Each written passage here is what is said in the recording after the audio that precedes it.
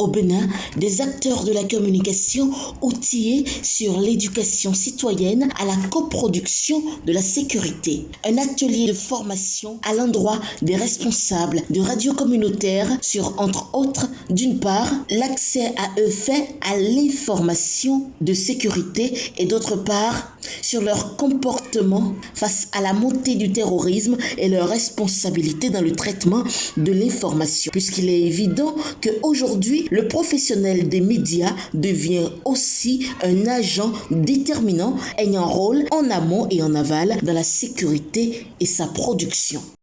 Je voudrais paraphraser pour situer un peu le contexte une autorité burkinabé qui disait « Ni l'armée, ni la police, ni les services de renseignement ne peuvent venir à bout de l'insécurité sans l'implication des populations. » Donc c'est à point nommé que cet atelier est organisé.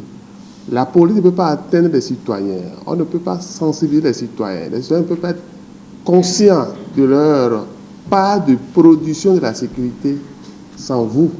Vous êtes comme une passerelle. Vos micros, vos plumes vont nous aider à renforcer la résilience de nos communautés. Et c'est pourquoi le ministère de l'Intérieur, avec l'appui technique et financier de la Fondation Hans Seidel, a organisé cet atelier. La présente formation participe du renforcement des capacités des médias et notamment des radios communautaires en vue de s'orienter vers des approches à long terme fondées sur la participation des acteurs des médias à la production de la sécurité dans nos communautés. Les médias sont des acteurs essentiels pour construire la paix et assurer la sécurité.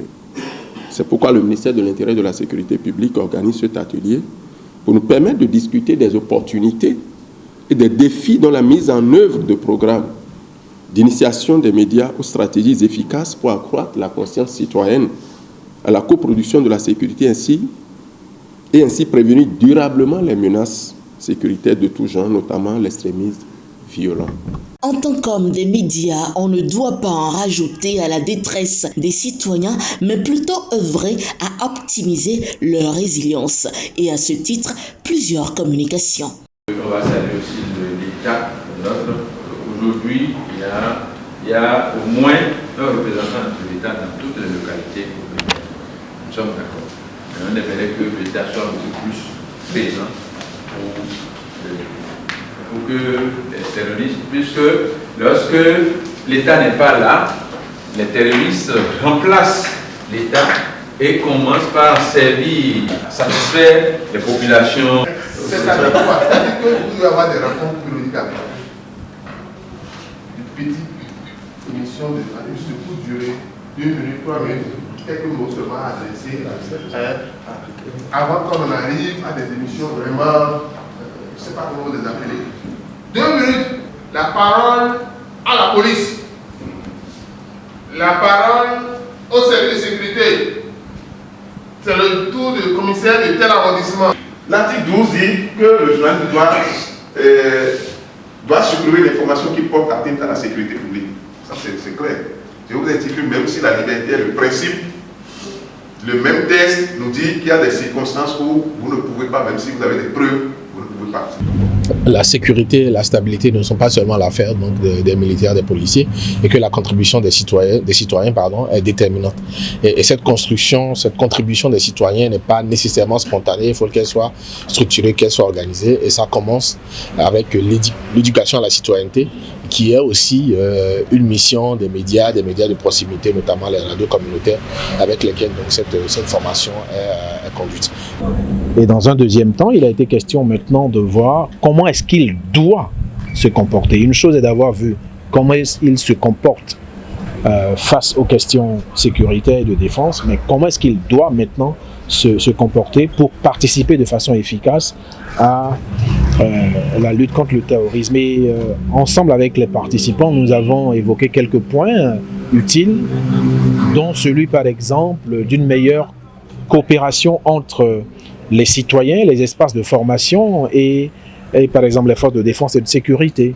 Par exemple, que les forces de défense et de sécurité soient de plus en plus présentes dans nos établissements scolaires et universitaires pour échanger avec les jeunes citoyens sur comment avoir des réflexes pouvant aider à la sécurité collective. Les participants, conscients des enjeux au-delà des formations autrefois reçues et dont l'évaluation a été faite sur leur engagement, ont relevé la pertinence des outils mis à leur disposition et ont dit avoir bien compris qu'étant premier interlocuteur auprès des citoyens, qu'ils doivent aider à la production de la sécurité pour éviter la transmission de la terreur. Effectivement, c'est cela. Il faut le dire, avant bien ces sessions de formation, on se regardait un peu, on était un peu méfiants nous-mêmes, acteurs des médias, par rapport aux hommes en uniforme. Et ce nouveau concept a amené un rapprochement en quelque sorte. Et on a constaté plutôt que nos hommes en uniforme, la police notamment, est plus couverte qu'auparavant.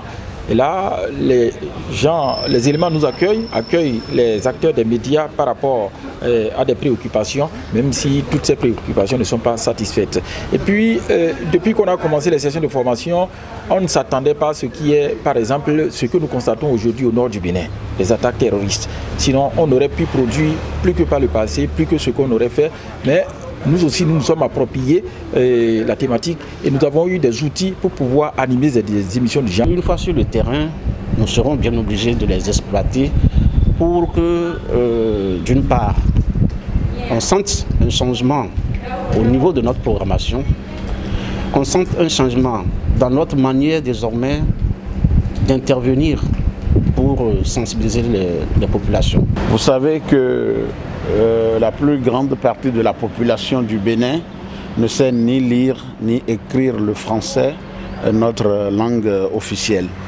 Ainsi, ces radios qui parlent les langues de chez nous, chacune dans sa localité, ont donc une grande responsabilité, d'autant plus que ces populations ont besoin d'informations nécessaires pour accompagner les autorités à charge de la sécurité. À l'initiative du ministère de l'Intérieur, cette formation des responsables des radios communautaires pour non pas que sensibiliser et responsabiliser, mais aussi renforcer la collaboration forces républicaines et médias locaux.